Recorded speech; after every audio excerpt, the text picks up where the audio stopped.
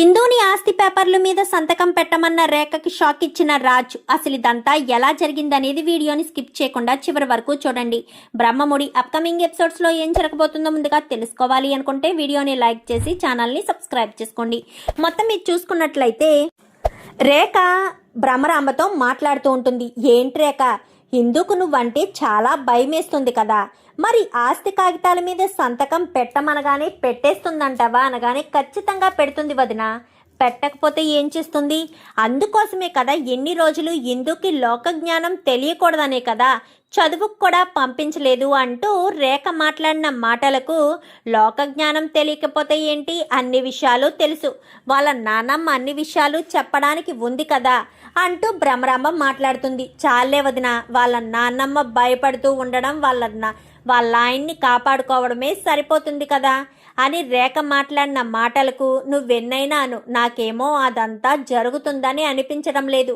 ఇన్ని సంవత్సరాల నుంచి ఈ ఆస్తిని కాపాడుకుంటూ వచ్చి నీ చేతికి ఆస్తి దక్కుతుంది అన్న నమ్మకం నాకు లేదు అని చెప్పి ఇంకా భ్రమరాంబ అయితే రేఖలో అనుమానాన్ని స్టార్ట్ చేస్తుంది. అనుమానం స్టార్ట్ అవ్వడంతో రేఖ అయితే ఆలోచనలో పడుతుంది. ఇంకిక్కడ ఏదో ఒకటి చేసి గొప్పవాడు అవ్వాలనుకున్న రాజ్ అయితే తను పెద్దింటి అమ్మాయిని ఇష్టపడాలి అన్న ఉద్దేశంతోనే గేలం వేయడానికి, అంటే అమ్మాయిలకి వల వేయడానికి తిరుగుతూ ఉంటాడు. అలా తిరిగిన ఐశ్వర్య మాత్రం ఎట్టి పరిస్థితుల్లోనూ ఇంకా తన విషయంలో ఏమీ రియాక్ట్ కాకుండా లక్కీని కానీ రాజ్ని కానీ పట్టించుకోకుండానే తిరుగుతుంది. ఇంకా అలా ఒకసారి కార్ ఎక్కడంతో కారులో నెక్లెస్ మర్చిపోయేసరికి ఆ నెక్లెస్ తన ఇంటికి తీసుకువెళ్ళి మరీ ఇవ్వాలి అన్న ఉద్దేశంతోనే రాజ్ ఏం చేస్తాడంటే తను ఎక్కడికి వెళ్తుంది ఏంటి అని అంతా అబ్జర్వ్ చేయడం మొదలు పెడతాడు. అంతా అబ్జర్వ్ చేయడం మొదలుపెట్టిన రాజు తన వెంటే ఆ ఇంటికి బయలుదేరి వెళ్తాడు. వెళ్ళడంతో ఇంకా వెతుక్కుంటూ వచ్చేసేసరికి ఎప్పుడైతే రాజు అక్కడికి వచ్చేస్తాడో ఒక్కసారిగా రేఖ చూసి షాక్ అయిపోతుంది. రాజు ఆల్రెడీ రాజులాగే ఉన్నాడు కదా, స్వరాజ్ కూడా అలానే ఉన్నాడు. సో ఆ రాజే ఈ రాజా అని అలా చూస్తూ ఉండిపోయేసరికి హలో ఐశ్వర్య అని చెప్పి పిలవడంతో ఐశ్వర్య కాస్త వస్తుంది. ఐశ్వర్య వచ్చేసరికి ఇందాక నువ్వు మా కార్ ఎక్కినప్పుడు ఇది పడిపోయింది అంటూ నెక్లెస్ని కాస్త తీసుకెళ్ళి ఐశ్వర్య చేతిలో పెడతాడు లక్కీ. అయితే ఇంకా ఇల్లంతా చూసి ఐశ్వర్య వాళ్ళ ఇల్లు ఇదా, అయితే ఐశ్వర్యను వలలో వేసుకుంటే ఎలాంటి ఇబ్బంది ఉండదు అనుకుని ఇంకా అంతా చుట్టూ చూసేసరికి గదిలో ఉంటుంది ఎవరు, అపర్ణ. అయితే అపర్ణ బయటకు వస్తేనే కానీ వచ్చింది రాజు అన్న విషయం తెలీదు. గదిలోంచి బయటికి వచ్చేసరికి అప్పటికే ఇందు కూడా ఇక్కడే ఉండడం చూసి ఇంకా వీడు వెనక్కి వెళ్ళిపోవడంతో ఈ అపర్ణ రాకముందే రాజు వెళ్ళిపోయాడు అమ్మయ్యా అని ఇంకా తెగ సంతోషపడిపోయేసరికి ఎవరమ్మా ఇందు, ఎవరొచ్చారు అనగానే ఇందాక ఎవరో కారు ఎక్కి వెళ్ళింది, ఆ కారులో నెక్లెస్ పడేసుకుందంటున్నానమ్మా, అందుకు నెక్లెస్ తీసుకొచ్చి ఇచ్చారు, ఎవరో మంచి వాళ్ళలాగే ఉన్నట్టున్నారు అని చెప్పి ఇంకా స్వాతి చెప్తుంది. వాళ్ళు మంచి వాళ్ళేంటి, నా ఉద్యోగం అది అని చెప్పబోతూ ఏంటి అనగానే ఏమీ లేదు తర్వాత చెప్తానులే అని అక్కడి నుంచి వెళ్ళిపోతుంది. వెళ్ళిపోయేసరికి ఏంటి ఇందాకేదో చెప్పబోయావు, నన్ను ఎప్పటికప్పుడు డిస్టర్బ్ చేస్తున్నాడు అని చెప్పాను కదా, వాడు వీడే అని చెప్పనేసరికి ఏంటక్క ఏం నువ్వు అంటున్నావు అంటే అతనే ఇతనా అని చెప్పాను. కానీ అవును అతనే ఇతను, నన్ను డిస్టర్బ్ చేసేది ఇతనే అని చెప్పి ఇంకా ఇందు చెప్పిన మాటలకు స్వాతి అయితే అవునా నిజమా అక్క అని చెప్పి ఇద్దరు కూడా మాట్లాడుకుంటారు. ఎవరమ్మా ఇందు, ఎవరొచ్చారు అనగానే నన్ను ఎప్పుడూ ఒకడు ఇబ్బంది పెడుతూ ఉంటాడు అని చెప్పాను కదా నానమ్మ, వాడే వచ్చాడు అనేసరికి అవునా సర్లే పద లోపలికి వెళ్దామని లోపలికి వెళ్ళిపోతారు. అతను ఎవరో నీకు తెలుసా అని చెప్పాను. కానీ నువ్వు గుర్తుపట్టలేదా, తను రాజులాగే ఉన్నాడు, ఈ కుటుంబానికి చెందినవాడే అయ్యుంటాడు, బహుశా వాడు ఎవడో ఏంటో అనేది తెలుసుకోవాలి అన్న ఉద్దేశంతో వాడి మీద నిఘా పెడుతుంది రేఖ. నిఘా పెట్టేసరికి భ్రమరాంబ వీడు రాజులాగా ఉన్నాడు అంటే ఈ కుటుంబానికి చెందినవాడా, వీళ్ళ బలం వాడేనా, వీళ్ళకి వాడు కనిపిస్తే అంటే అపర్ణకు కానీ వాడు కనిపిస్తే ఖచ్చితంగా అపర్ణ ఏదైనా ఆ చేసే పని ఉంది అని ఆలోచించుకుంటూ భ్రమరాంబ వెళ్ళిపోతుంది. అప్పుడు అపర్ణ గదిలోకి వెళ్ళి సుభాష్తో మాట్లాడుతూ ఉంటుంది. ఏమండి, మనకు అండగా ఎవరైనా వస్తే బాగుండు, మనకు అండగా ఎవరూ లేరు, మన ఇందుని కాపాడే వాళ్ళు ఎవరూ కనిపించట్లేదు. నాకు ఎప్పటి నుంచో ఒక అనుమానం కలుగుతుందండి. ఆ రోజు బాంబ్ బ్లాస్ట్ జరిగినప్పుడు అందరి శవాలు దొరికాయి, కానీ నా మనవడు, అదే నా ఫ్రెండ్ శవం కనిపించలేదు కదా అని చెప్పనేసరికి, అవును, స్వరాజ్ శవం కనిపించలేదు అంటే ఇప్పుడు ఏమంటావు అపర్ణ అని చెప్పాను. కానీ స్వరాజ్ ఎక్కడో బ్రతికున్నాడనే నా మనసు కనిపిస్తుందండి. ఎందుకంటే స్వరాజ్ బ్రతికున్నాడన్న ఆలోచన నాకు వచ్చింది. అందుకే స్వరాజ్ గురించి మనం తెలుసుకుంటే ఎప్పటికైనా స్వరాజ్ని మనం ఇంటికి తీసుకురావచ్చు కదా అని చెప్పి ఇంకా అపర్ణ అనేసరికి, తెలుసుకుంటాం కరెక్టే, ఎలా తెలుసుకుంటాం, ఏ రకంగా తెలుసుకుంటాం, మనం బయటికి వెళ్ళే అవకాశం లేదు కదా, తెలుసుకునే అవకాశం కూడా లేదు, మరి ఏం చేయదాం, ఎలా తెలుసుకునే ఆలోచన అని చెప్పి అనేసరికి, చూడాలండి, ఖచ్చితంగా చూడాలి, ఏదో రకంగా ఎక్కడున్నాడో స్వరాజ్ ఎక్కడ ఉన్నా కానీ తెలుసుకోవాలి. నాకు తెలిసివాడు ఇప్పుడు ఎలా ఉన్నాడో ఏంటో, ఎలా గుర్తుపడతాము అనగానే, అదేనండి నేను ఆలోచిస్తున్నాను, ఎలా గుర్తుపట్టాలో అదే అర్థం కావట్లేదని ఇంకా ఇద్దరు కూడా అనుకుంటారు. అనుకునేసరికి ఇంకిక్కడ స్వరాజ్ అయితే ఏదో రకంగా ఐశ్వర్యను తన వాళ్ళలో పడేసుకోవాలని, తన ప్రేమలో మునిగితే ఇంకా ఐశ్వర్యకి ఏ గొడవ ఉండదని, ఐశ్వర్యను తన మాయలో పడేసుకుంటే బాగుంటుందని రాజ్ అయితే అనుకుంటాడు. అలా అనుకున్న రాజు లక్కీతో ఏమీ చెప్పడు, ఎందుకంటే ఐశ్వర్యను లక్కీ కదా ప్రేమించాడు. సో మళ్ళీ తనకు దక్కలేదన్న ఉద్దేశంగా ఉంటాడు అన్న ఉద్దేశంతో ఇంకా ఏం మాట్లాడకుండానే సైలెంట్గానే తను ట్రై చేస్తూ ఉంటాడు. ట్రై చేస్తూ ఉండేసరికి ఇంకా మొత్తానికైతే ఫ్రెండ్షిప్ కుదురుతుంది. ఫ్రెండ్షిప్ కుదిరేసరికి ఇంకా అలా ఫ్రెండ్షిప్ కుదిరి ఒకరోజు ఐశ్వర్యను దింపడానికి ఇంటికొస్తాడు. అలా ఐశ్వర్యను దింపడానికి వచ్చినప్పుడు అపర్ణ చూస్తుంది. ఒక్కసారిగా షాక్ అయిపోతుంది. అచ్చం రాజులాగే ఉన్నాడు కదా, రాజులాగే ఉన్నాడు కదా అని చెప్పి, నాన్న రాజ్ అంటూ గేటు తీసుకుని రాజ్ వెనకాల పరుగులు పెట్టుకుంటూ బయలుదేరి వెళ్తుంది. అలా వెళ్ళి వెళ్ళి వెళ్ళి చాలా దూరం పరుగులు పెడుతుంది అపర్ణ. తన ఒంట్లో ఓపిక లేకపోయినా ఓపిక తెచ్చుకుని మరీ చాలా దూరం పరుగులు పెట్టిన అపర్ణ ఒక్కసారిగా కళ్ళు తిరిగి పడిపోవడంతో అప్పుడే రాజు బండాపి వెనక్కి తిరిగి చూస్తాడు. చూసేసరికి వెనకాల అపర్ణ కళ్ళు తిరిగి పడిపోవడం చూసి, ఎవరివిడా ఇలా కళ్ళు తిరిగి పడిపోయింది, ఇక్కడ ఈ చుట్టుపక్కల కూడా ఏమీ ఇల్లు కనిపించట్లేదు, ఎవరివిడా అని చెప్పి తీసుకుని తన ఒళ్ళోకి ఇలా తిప్పేసరికి తలకు దెబ్బ తగులుతుంది. వెంటనే హాస్పిటల్కి తీసుకువెళ్తాడు.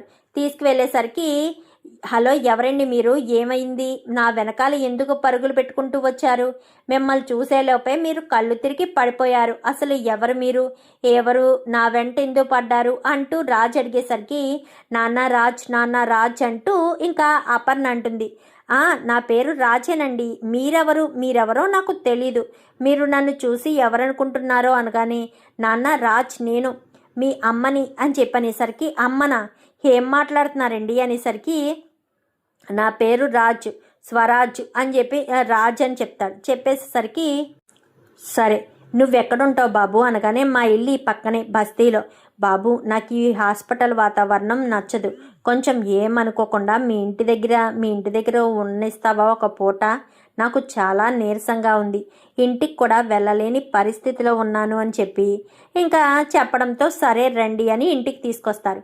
ఇంటికి తీసుకొచ్చేసరికి, ఎవర్రా ఈవిడ అని చెప్పాను. కానీ దారిలో పడిపోయారమ్మా, హాస్పిటల్లో జాయిన్ చేశాను, ఆవిడ హాస్పిటల్లో ఉండలేను అని చెప్పింది, అందుకే ఇంటికి తీసుకొచ్చాను అంటూ చెప్పేసేసరికి, అవునా సరే లోపలికి రండి అని చెప్పి కూర్చోబెట్టిన తర్వాత ఇంకా మొత్తం, ఆ రాజు మీ అబ్బాయి కాదు కదా అని చెప్పాను. కానీ ఆ విషయం మీకెలా తెలుసు అనగానే, దుగ్గిరాల ఇల్లు వారసత్వం తెలుసా, దుగ్గిరాల కుటుంబం గురించి తెలుసా అనగానే, రాజ్ వాళ్ళమ్మ అయితే మీకెలా తెలుసు అని అపర్ణని అడుగుతుంది. అప్పుడు అపర్ణ అయితే, వాడు నా మనవడు అని చెప్పి అనగానే, అవునండి, వాడు 15 సంవత్సరాల క్రితం నాకు దొరికాడు, అచ్చం ఎవరో సంపన్నుల అబ్బాయే అనుకున్నాం, కానీ అప్పట్లో వాడికి చిన్న దెబ్బ తగిలింది తలకు, ఆ దెబ్బ తగలడంతో గతాన్ని మర్చిపోయాడు అని డాక్టర్లు చెప్పారు, అందుకే మేము వాడికి రాజ్ అని పేరు పెట్టాము అని చెప్పి ఇంకా రాజును పెంచిన తల్లైతే అపర్ణకు చెప్తుంది. అప్పుడు అపర్ణ అయితే మా కుటుంబం అంతా బాంబ్ బ్లాస్ట్లో చనిపోయారు. నా కొడుకు కూతురు అలాగే ఇంకొక కొడుకు కూతురు నేను నా భర్త మాత్రమే మిగిలాము. వీడు ఏమైపోయాడో అన్నది మాకు తెలియలేదు. మాకిప్పుడు వాడిని చూడడంతో అచ్చం నా కొడుకులాగే ఉన్నాడు. మేనమామ పోలికలతోనే పుట్టాడు. నా కొడుకు కూడా అచ్చం అలానే ఉండేవాడు అని చెప్పి ఇంకా తనైతే అపర్ణ అయితే మొత్తం రాజ్ వాళ్ళమ్మకి మొత్తం వివరించి చెప్తుంది. చెప్పేసేసరికి మీరు చెప్పేది నమ్మశక్యంగా అనిపించట్లేదండి. ఆ అబ్బాయి మీ కొడుకులా ఉన్నాడు, మరి మిమ్మల్ని చూస్తే గుర్తుపడుతున్నాడా అనగానే మీరే కదమ్మా గతాన్ని మర్చిపోయాడు అని చెప్పారు అంటూ ఇంకా అపర్ణ అంటుంది. అవును నిజమే, గతాన్ని మర్చిపోయాడు వాడికి గతం గుర్తు రావాలి అని చెప్పి ఇంకా తన తల్లి చెప్పడంతో నా మనవడికి గతం గుర్తు తెచ్చే బాధ్యత నాది అని ఇంకా అపర్ణ అయితే అంటుంది. ఈలోపు రాజు రానే వస్తాడు. నాన్న రాజ్ అంటూ పట్టుకుంటుంది. మీరెవరో నాకు తెలియదండి, మీరు నన్ను రాజ్ అంటూ పిలుస్తున్నారు. నువ్వు ఎవరో కాదు రాజ్, నువ్వు నా మనవడివి, నా కూతురు కొడుకువి అని చెప్పి ఇంకా అపర్ణ చెప్పేసరికి మొత్తం విషయం అంతా చెప్తుంది. మనమంతా ఇలా కలిసి ఉండేవాళ్ళం. ఇలా కలిసి ఉన్న సమయంలో ఆ రుద్రాని కన్ను మన కుటుంబం మీద పడడంతో ఇదంతా జరిగింది. ఆ బ్లాస్ట్లో అందరూ చనిపోయారు. నువ్వు, నీ మరదలు, నీ ఇంకొక మరదలు, తాతయ్య, నేను మాత్రమే, మనం 5గురు మాత్రమే మిగిలాము. కానీ నువ్వు ఎక్కడో ఎగిరి పడడంతో ఎటు వెళ్ళావో కూడా తెలియలేదు. ఈరోజు ఆవిడ్ని చూసిన తర్వాత, నిన్ను చూసిన తర్వాత నాకు అర్థమైంది మీరు ఇక్కడ ఉంటున్నారని. అన్నీ అర్థం చేసుకున్నాను రాజ్ అని చెప్పనేసరికి అంటే ఏంటి, మనకు ఆస్తి ఉందా అనగాని ఆస్తి అంతస్తు అన్నీ ఉన్నాయి. మీ మావయ్య ధ్యేయం కూడా ఉంది. మీ మరదలు అక్కడ చిత్రహింసలు పడుతుంది. అలా తనను కాపాడడంతో పాటు మన కుటుంబ ఆస్తిని కూడా కాపాడాలి అన్న ఉద్దేశంతో నేను వస్తాను అని చెప్తాడే కానీ ఎందుకో అనుమానం కలుగుతుంది. ఎందుకంటే వాడు పక్కా కమర్షియల్, డబ్బు కోసం ఏదైనా చేస్తాడు. అలాంటి తప్పుడు వాడు అక్కడికి ఎందుకు వస్తున్నాడో ఏంటో అని వాళ్ళమ్మ ఆరా తీసి, ఏంటి రాజ్ ఏం మాట్లాడుతున్నావు, ఆవిడ దగ్గరికి వెళ్తున్నావంటే ఆవిడ నా అమ్మమ్మ అని నువ్వు నమ్ముతున్నావా అనగానే అదేంటమ్మా నేను నమ్మకపోవడం ఏంటి అంటూ రాజ్ చెప్పిన మాటలకు తనను పెంచినమ్మ అయితే నువ్వు ఎప్పుడూ డబ్బు కోసం వెంటే కదా పరుగులు పెడతావు అని చెప్పి ఇంకా రాజ్ వాళ్ళ అమ్మ అయితే అంటుంది. ఏం మాట్లాడుతున్నావమ్మా, పరుగుల కోసం డబ్బుల కోసం పరుగులు పెట్టడం కామను, అది ఎవరైనా చేస్తారు. కానీ నేను చేస్తున్నానంటే నా అవసరాల కోసం. ఇప్పుడు నా అవసరం ఆ ఇంట్లో ఉంది. ఆ కుటుంబాన్ని కాపాడవలసిన బాధ్యత నాకుంది. నాకంటూ ఒక కుటుంబం ఉంది అన్న ఆలోచన నాకు వచ్చిందని రాజ్ అయితే ఎంతో సంతోషంగా గర్వంగా చెప్తాడు.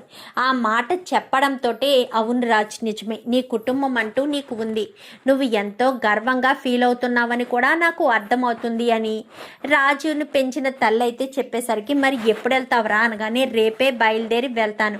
నాన్నకి విషయాలు ఏమీ చెప్పద్దు, తర్వాత నేను వివరంగా చెప్తాను. నేను వెటు వెళ్ళినా కానీ నాన్న నా కోసం ఏమీ బెంగ పెట్టుకోరు కదమ్మా అంటూ ఇంకా రాజ్ అయితే చెప్పడంతో అవును అని ఇంకా రాజ్ అయితే ఆ ఇంటికి వెళ్ళాలని డిసైడ్ అవుతాడు కానీ ఎప్పుడు అనేది ఇంకా క్లారిటీ ఉండదు. ఇంకా అపర్ణ ఇంటికి వచ్చి మన స్వరాజు బ్రతికే ఉన్నాడండి అంటూ ఎంతో సంతోషంగా చెప్తుంది. స్వరాజు బ్రతికుండడం ఏంటి, అసలు రాజు బ్రతికే అవకాశం లేదు కదా. అవునండి, నేను బయటికి వెళ్ళేసరికి ఐశ్వర్యను దింపి ఇంటి నుంచి వెళ్తున్నాడు. అప్పుడే వాడి వెనకాల పరుగులు పెట్టుకుంటూ వెళ్ళాను.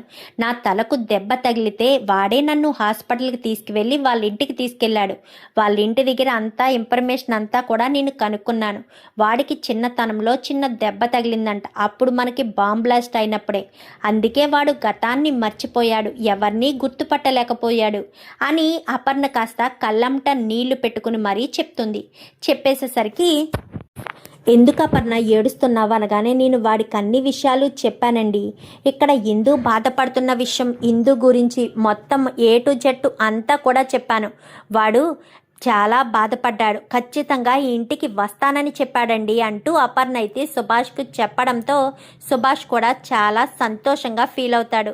ఇంకా ఇద్దరు కూడా మాట్లాడుకున్న తర్వాత ఇందు వస్తుంది. అమ్మ ఇందు, మీ బావ బ్రతికే ఉన్నాడు అంటూ చెప్పేసేసరికి బావేంటి నానమ్మ, ఏం మాట్లాడుతున్నావు అని చెప్పి ఇంకా ఇందు అడిగిన ప్రశ్నకైతే మొత్తం విషయం అంతా కూడా చెప్పుకొస్తుంది. ఇప్పుడు మీ బావ ఎలా ఉన్నాడో తెలుసా? అచ్చం మీ నాన్నలాగే ఉన్నాడు. మీ నాన్నకు ముందుగా అద్దం పెడితే ఎలా అయితే కనిపిస్తాడో తన ప్రతిబింబం, మీ బావ కూడా రూపురేఖలన్నీ మీ నాన్నలాగే ఉన్నాయి అని.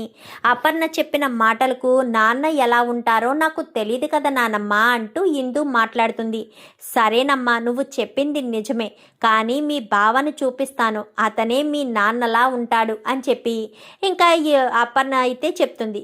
వచ్చిన తర్వాత ఒకసారి నేను మాట్లాడతాను అని నెంబర్ తీసుకున్నాను, ఫోన్ చేయి, నీ నెంబర్ నుంచి ఫోన్ చేయి అనగానే ఇంకా నెంబర్ నుంచి వీడియో కాల్ చేస్తుంది. చేసేసరికి ఎదురుగా అపర్ణ కనబడడంతో అమ్మమ్మ అని చెప్పి ఇంకా రాజ్ అయితే ఎంతో సంతోషంగా ఆప్యాయంగా పలకరిస్తాడు. తర్వాత సుభాష్ని చూపించేసరికి తాతయ్య అని పలకరించిన తర్వాత ఇందుని చూపించడంతో ఒక్కసారిగా స్టన్ అయిపోతాడు. అటు ఇందు కూడా స్టన్ అయిపోతుంది. ఇతనా అని చెప్పనగానే అవును, ఇతనే మీ బావ, మీ నాన్న రూపురేఖలతో ఉన్న మీ బావ ఇతనే. మీ నాన్న సొంత మేనల్లుడు కాబట్టి, మేనమామ పోలికలు వచ్చాయి కాబట్టే మీ నాన్నలాగే ఉన్నాడు అనేసరికి, అంటే నాన్న రూపురేఖలు ఇవేనా? తినేనా నా మరదలు? ఇన్ని రోజులు నేను తెలుసుకోలేకపోయాను, తనతో గొడవ పడ్డాను అని రాజు మనసులో అనుకుంటాడు. ఇటు ఇందు కూడా అదే అనుకుంటుంది. ఎప్పుడొస్తారు అని చెప్పి అనేసరికి తొందరలోనే వస్తాను, ఆ ఇంటికి వచ్చి ఆ ఇంట్లో వాళ్ళందరితో ఆట ఆడుకుంటాను అని చెప్పి ఇంకా రాజ్ చెప్పడంతో చాలా సంతోషపడుతుంది అపర్ణ.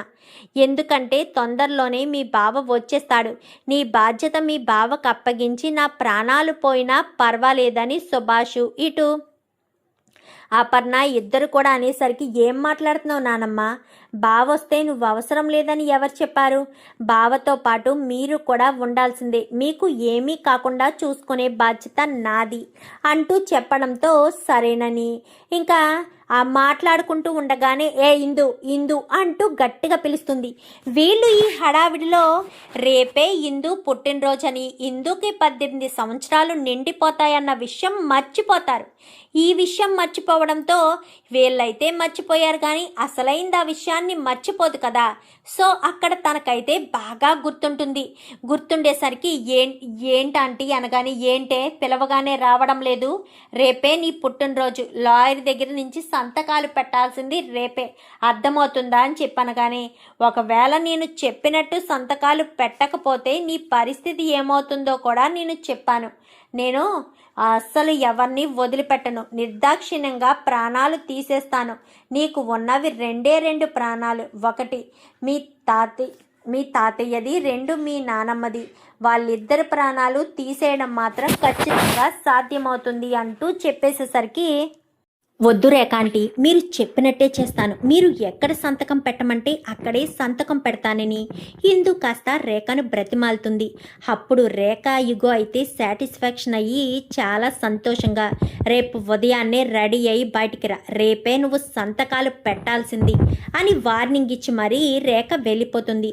హిందూ బాధపడుతూ గదిలోకి వచ్చాక, నీకేమైనా పిచ్చా ఏంటి, ఆస్తి మొత్తం ఎలా రాసిచ్చేస్తాను అని చెప్తున్నావు అని హిందూనైతే అపర్ణ తిట్టడంతో బావకు ఫోన్ చేసి రమ్మను నానమ్మ, ఇప్పుడు రమ్మను బావని, బావ ధైర్యం ఇప్పుడు మనకు కావాలి, ఇప్పుడు ఎదిరించడానికి కావాలి అంటూ చెప్పడంతో ఆ రోజు ఇంటికి వచ్చినప్పుడు కూడా ఇందు ఆంటీ చూశారు అనేసరికి, అంటే రాజు రూపంలో ఉన్న ఈ రాజు బ్రతికే ఉన్నాడన్న విషయం ఇందుకు కూడా తెలుసా? సరే రమ్మంటాను అని చెప్పి వెంటనే అపర్ణ అయితే రాజుకి ఫోన్ చేస్తుంది. చెప్పమ్మమ్మ అంటూ రాజు మాట్లాడేసరికి, నువ్వు రేపు రావాల్సిందే, ఎందుకంటే ఆస్తి మొత్తం రేఖ ఆ ఇందు చేత సంతకం చేయించుకొని రాయించేసుకుంటుంది. తను ఆస్తి మొత్తం రాయించుకుంటే ఎలా కుదురుతుంది రాజ్? ఆస్తి మీ మామయ్య కష్టార్జితం. మీ మామయ్య మీ అత్తయ్య కలిసి దానికి ఒక గొప్ప ఆశయాన్ని నింపారు. మీరిద్దరూ పెళ్లి చేసుకుని ఆ ఆశయాన్ని నెరవేర్చవలసిన బాధ్యత మీదే.